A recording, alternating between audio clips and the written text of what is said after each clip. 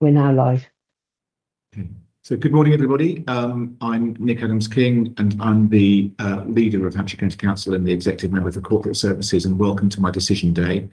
With the exception of consideration of matters which are confidential or exempt, this decision day is currently being broadcast live on YouTube via the County Council's website. And so I'd like to welcome Councillor Jan Warwick, who's the Deputy Leader of the Council and our executive member for corporate services and finance. And Councillor Liz Fairhurst, the Executive Member for Corporate Services, People and Member and Cabinet Development. So they're my two Cabinet colleagues on the call. Welcome also to Councillor Rod McAtter and Councillor Rod Cooper, the Chair and Vice Chair of the Corporate Services Select Committee. To Councillor Martin Todd, who's the Liberal Democrat Opposition spokesperson, and to Malcolm Wallace, who is the Independent Opposition spokesperson. And I don't think Alex Crawford from Labour is here. No. So, we haven't received any deputations. Councillor Jackie Porter wanted to speak on one of the items a little bit further down the agenda, item 2. But I know that she now can't make it, but she has fed her thoughts into us so that we can take that into account when we get to that item. So the first item is a project appraisal of roof and window thermal upgrade and renewal programme. And that's Susan and Max who are going to talk to us about that. I'm going to hand straight over to Max, who authored the paper, councillors. Thank you, Susan. Yes, morning, everybody. This paper is for our roofing and window upgrade programmes. There's 6 roofing projects and then a window project at Vine Community School, and they're all funded from a grant from the DfE called the Schools Condition Allocation. The works, whilst I say that they're roofing and windows, we do actually include other works in there, because what we try and do is look at all the sensible improvements we can do at a building whilst we're there in one go. So when we're doing roofing, we'll upgrade roof lights, improve the ventilation to kitchens, things like that as well. And as it says, it's also a significant increase in the insulation, so it improves the thermal qualities of the buildings as well. We do use, we look to specify good quality components that will reduce ongoing maintenance costs, and works will also, because of the improved insulation and so on, they will reduce the carbon that's used in the school, and also will improve resilience to climate change through additional rainwater goods, things like that we do as part of all of those works. When we're working on roofs, we'll also review the amount of solar panels on there in accordance with our sort of strategy that we've got, and where it's appropriate, we will increase the number of panels where appropriate. And certainly if the majority of our schools have already got solar panels on, so we'll take them off and put them back on as part of the work that we do. The works are planned for the over the summer period. We've worked really closely with the school's management team to ensure that the works are going to have as little disruption to the schools whilst we undertake them as possible. Plenty of details there in the report, but that gives you the headlines. I hope. I'm happy to take any questions that you've got. That's super, Max. Thanks very much. And it's all very clear in the report. Colleagues, let me just run around. Jan, anything to add? No, could you just clarify, so the savings from this work will benefit the school's budgets directly, so the energy savings. Could you just sort of explain that a little bit, please? Yes, absolutely. So obviously the improvements to insulation that we will do will reduce the heating load into the building, and anything that we do in terms of adding solar panels, those sorts of things, so they will directly impact and improve reduce the running costs of the building, which will improve the school's finances.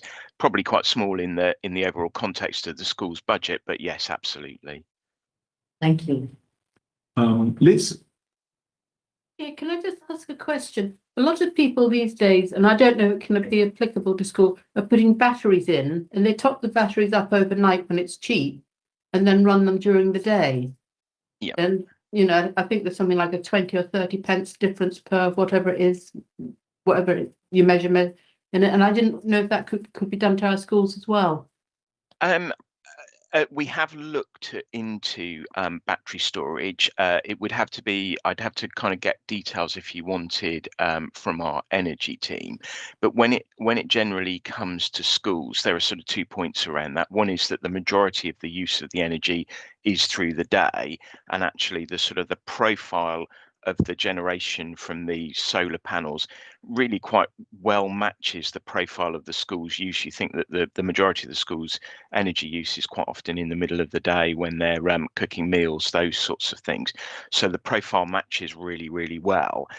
The second thing is the way we buy energy, the cheapest way, because of the amount of energy that we buy as the county council, we buy it as a block on a sort of a standard rate, rather than looking for different rates where you get, off-peak hours at different rates, those sorts of things. So we don't get that reduced rate overnight to charge a battery that would then feed back in during the day. That is we're obviously always constantly reviewing that, but the way that we currently buy it, that's the cheapest way for us to buy electric. So there isn't a gain for us to do it in that way. So it is different to what you would have at home in your domestic properties. Thank you.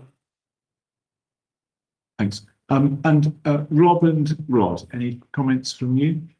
No, nothing for me. Nothing from me other than to say I welcome the upgrades, and anything that is going to help with environmental improvements and save us, albeit a little bit of money, is always welcome. Super, thanks. Martin. Yes, you talk explicitly. I've got a couple of comments. I mean, first of all, this is obviously a brilliant thing to be doing. I've got three questions. One is, you're very explicit about roofs, windows, and doors, and I just wondered about walls. The second was, have you considered the embodied carbon of the solutions that we're using? Because I know that can actually outweigh any savings that might be made. And then the third was, is there a specific measurement program looking at the savings on the bills, which might enable a business case without necessarily waiting for government money for further rollout of these kind of measures? Yep. So in terms of those 3 points, in terms of walls, we've done, you may recall that we had a grant from government, from a body called Salix a couple of years back, the Public Sector Decarbonisation Scheme, which paid for a lot of the solar panels that we put on our schools, and also did a lot of re-window work, but it also paid for cavity wall insulation that we did where it was possible, quite extensively through the estate. So that work has been done and is there. When we do SCOLA recladding, which you will see the sort of project appraisals through, we do a couple every year. That also includes external insulation on the walls as part of that work as well. So yes, we do consider it. These jobs are particularly around improving roofs and replacing windows that are in desperate need of replacement. There are bigger programs that include wall insulation, and as I said, we've done cavity wall insulation to a significant part of the estate already. So is that okay with that question? Yes, I think so. Yep. In terms of embodied carbon, we recently did a pilot at Hiltingbury Junior School where we looked at embodied carbon as part of our recladding strategy. So we're just reviewing the outputs from that as part of, and we'll take the learnings from that and implement that into our future programs. So yes, there is some work that's looking at embodied carbon as part of the work that we're doing, but these particular projects are following a sort of a strategy that we've run for a number of years. I have to say that the works that we're doing, probably there's very little that we would do differently. We have looked at that as part of the Hiltingbury work and found that what we're doing is probably the right thing to do around that. And then in terms of the sort of the savings in the business case, you may well be aware of the recycling fund that we have. There used to be a government Salix recycling fund. When that closed, we actually set aside some money from the school's condition allocation to create our own recycling fund, which is we've spent £500,000 each year for the last 2 years. Unfortunately, I don't have the numbers immediately to hand. I didn't know the question was coming, and I'm quite happy to provide you with them. But I think we from that first year alone, we can show that we've made some really significant savings, both in terms of carbon and in terms of costs to the schools, and that covers things like additional solar panels, a replacement of lighting systems, things like that. So we do have a recycling fund to do that, to do those sort of business case works that you're talking about, Councillor Todd, that's working really, really well and is very popular with the schools. That's great. So does that mean, does every scheme that gets done of this kind sort of get factored into that to look at how the savings might be recycled, or if there's some kind of win-win arrangement between the school and the county? Well, for the recycling fund particularly, so there are certain works that we use the recycling fund for, which is particularly lighting and solar panels. Whenever we improve, whenever we're re-roofing, we, as a matter of course, improve the insulation, for instance, as part of that, because it's the right thing to do, isn't it? So yeah. So, thank you. Yeah, to answer, Well, all three of them. I suppose. I mean, that all sounds brilliant and something to be heavily supported. I just wondered if there's a kind of default approach of seeing what's happening to energy bills and whether that becomes a way of making an even stronger case for maybe outside investment rather than recycling fund in order to support. Martin, but that's probably a separate discussion. I was about to say, I think we're kind of going off piste slightly from the decision we've got to make. So could I suggest that we take, I think, Max, that's a really interesting, though, piece of work that I think we'd all be interested in. So perhaps if it's possible to get us a bit of a very quick briefing note, but something that could inform everybody, that would be really useful. And then perhaps, Martin, if you've got further stuff, I'm sure everyone would be happy to brief you further about how all that works and fits together and how it fits into the wider energy strategy. So if that's okay. I'd appreciate that. Thank you very much indeed. Sorry, no problem. Diving quite so deep in the middle of this meeting. No problem. So your natural curiosity taking you down a different route. Malcolm, any comments? Thanks for the report. It's obviously a valuable and much needed program of renewal. So it's very good. I just had a couple of hopefully small questions, hopefully targeted to this thing.